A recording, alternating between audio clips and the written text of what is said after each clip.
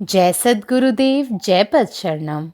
मेरे सद्गुरु की वाणी परम संत महात्मा यशपाल जी महाराज का प्रवृत्ति में निवृत्ति गृहस्थ धर्म के लिए श्रीमद् भगवद गीता का गीता सुधा भाष्य अध्याय 2 श्लोक 46। यावनर्थ उद्पाने सर्वतः सम्प्लुतोदके तावान् सर्वेषु वेदेषु ब्राह्मणस्य विजानतः।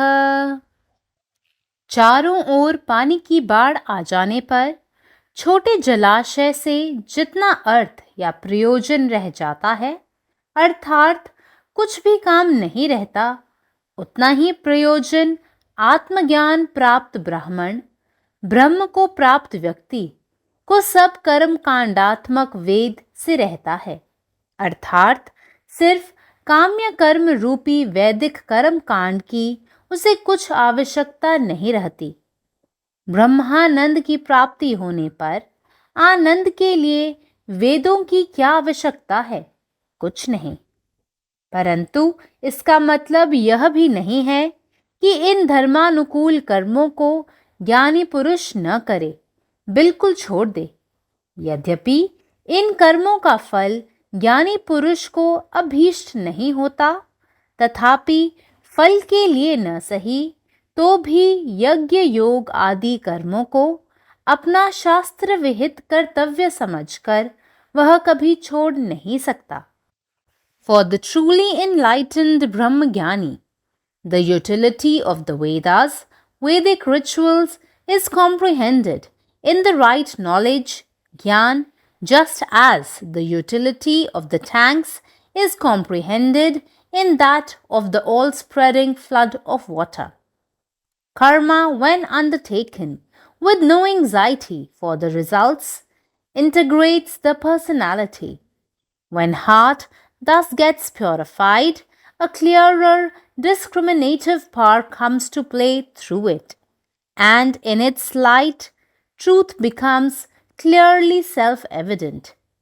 Once having realized the infinite self spreading out everywhere without any limitation of time, space, and dimension, thereafter the limited satisfaction promised by ritualism has no more chance to the man of knowledge, the self-realized.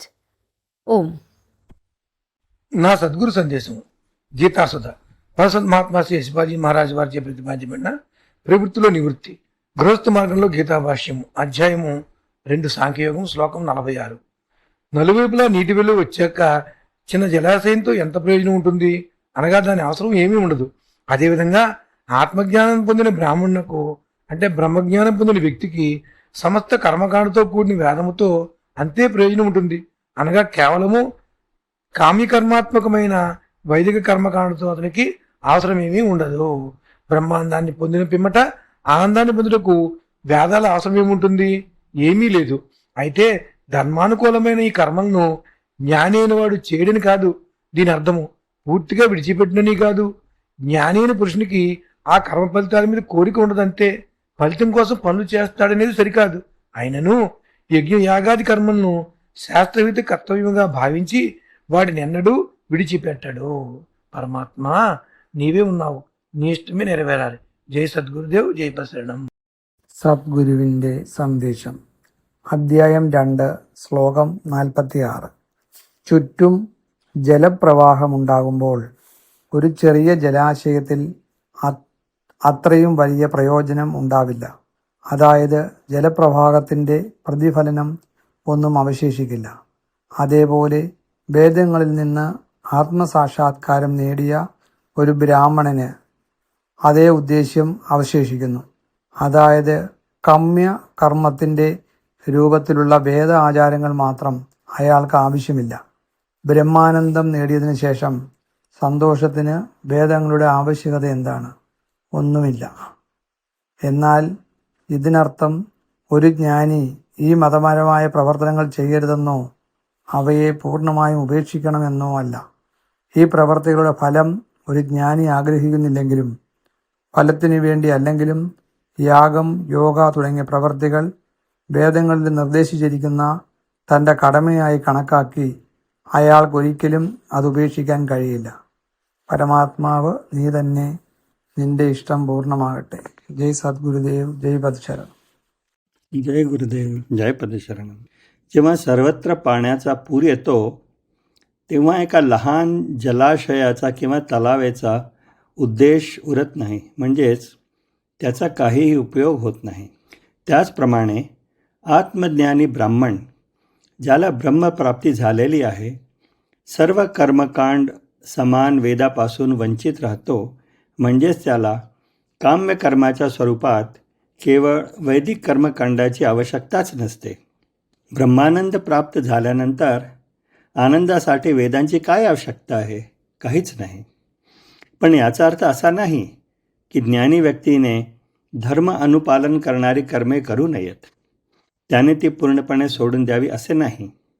जरी ज्ञानी व्यक्तीला या कर्माचे फळ हवे नसेल तरी, फळासाठी नसले तरी, त्याने शास्त्रानुसार निर्धारित कर्तव्य मानून तो यज्ञ, योग इत्यादी कर्मांना कधीही सोडूच शकत नाही. जय गुरुदेव. यावानर्थ उद्पाने सर्वतः संप्लुतोदके तावान सर्वेषु वेदेषु ब्राह्मणस्य विजानतः.